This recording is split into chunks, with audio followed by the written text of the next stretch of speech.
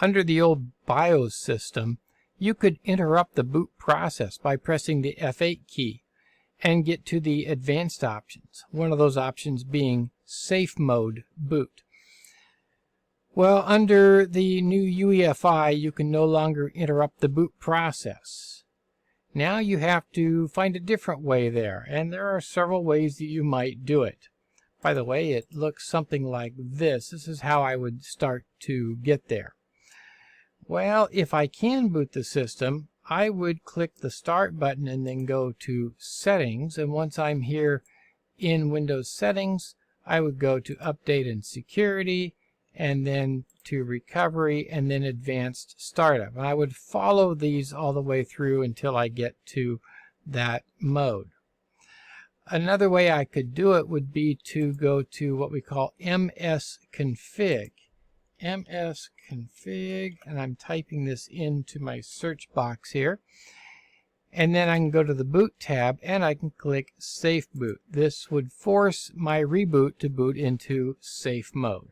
I'm going to uncheck that now. What if I can't boot into the system? Well, I can hold the Control key down as I start up my machine, and that should get me to this same area. If I still can't do it, I can boot to any bootable Windows disk and go to Repair, and that could get me then to this Startup Settings, and I could get to these advanced options. Now, Safe Mode. What is it? Safe Mode is a limited boot.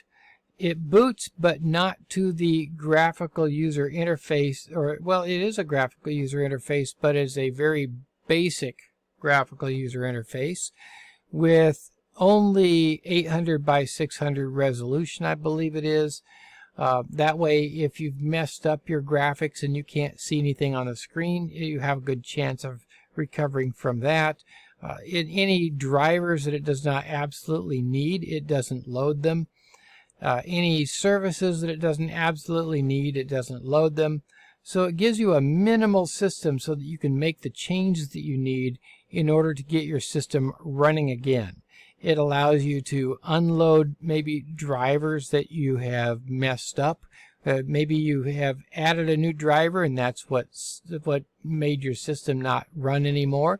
Well, this will give you a chance to uninstall those drivers as an example.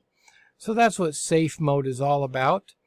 And Safe Mode can still be achieved through a bootable DVD or a bootable flash drive, or through holding down the Control key as you boot the system.